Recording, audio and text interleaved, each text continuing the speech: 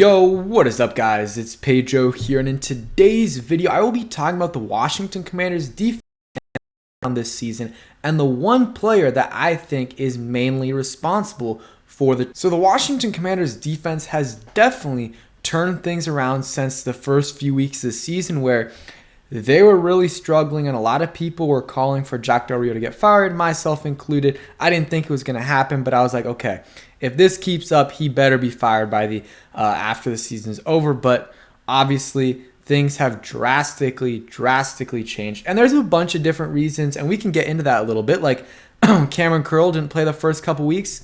That definitely hurt them against the Jaguars and against the Lions, and there were some other things as well. But there is one guy who I think is responsible for the turnaround of the Washington Commanders defense. And the one guy might surprise people, and it is William Jackson III. You guys might say, hey, he hasn't played. How is he turning this defense around? Well, that's the reason why this defense has turned the things around, is because he isn't playing.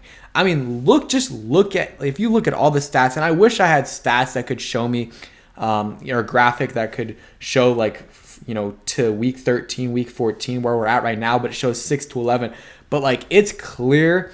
Look, first off, our record 1-4 in the first 5 weeks of the season, 5-1 from 6-11. Points per game allowed about 26 in weeks 1 through 5, and about 16 since week 6-11. The pass rating, a difference of over 20, and our takeaways are 12 times the amount.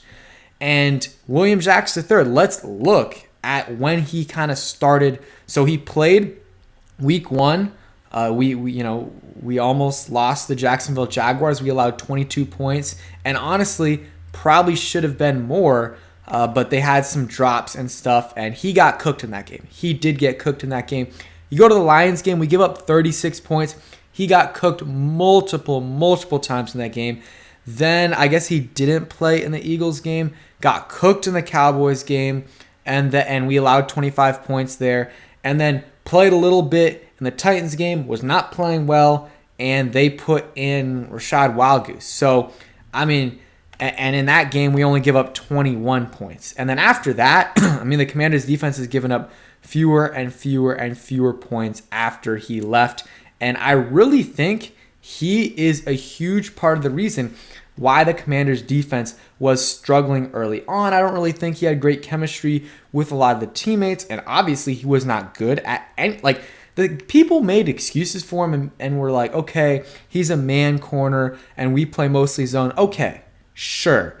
But if he's a man corner, when we do play man, because we do not just play zone, we still play man sometimes, and a decent amount in some games, he's still trash. He was still trash when we played man. It didn't matter what we were playing. This guy was not good. He was getting burnt. He was missing tackles.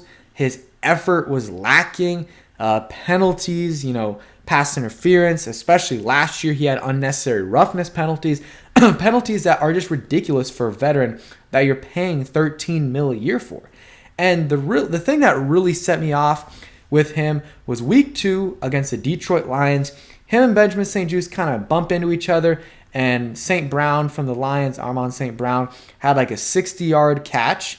It was a short catch, and he runs it for an extra 40, 50 yards.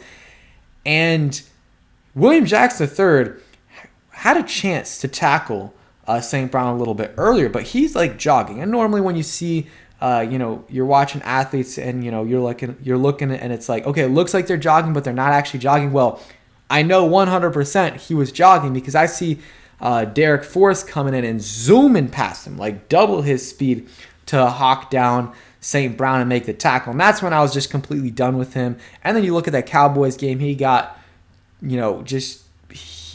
diced up by Cooper Rush, and he just got burnt by CeeDee Lamb a couple of times. He got embarrassed. He was terrible, absolutely terrible.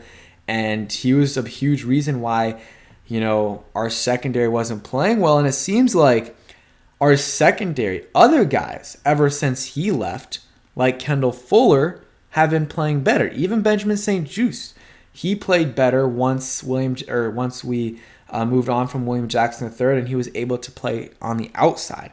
I really think he is responsible for the turnaround of this defense. Sorry, this is the tweet I wanted to show.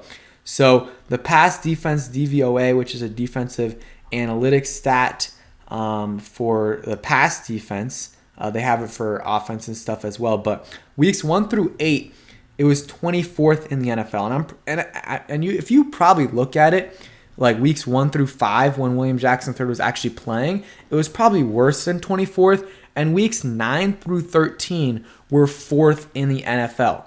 And guys like Danny Johnson are playing better than William Jackson III. I mean, Christian Holmes is not good at all. And, I mean, that's to be expected. He's a 7th-round rookie. He's still probably playing better than William Jackson III. William Jackson III was terrible.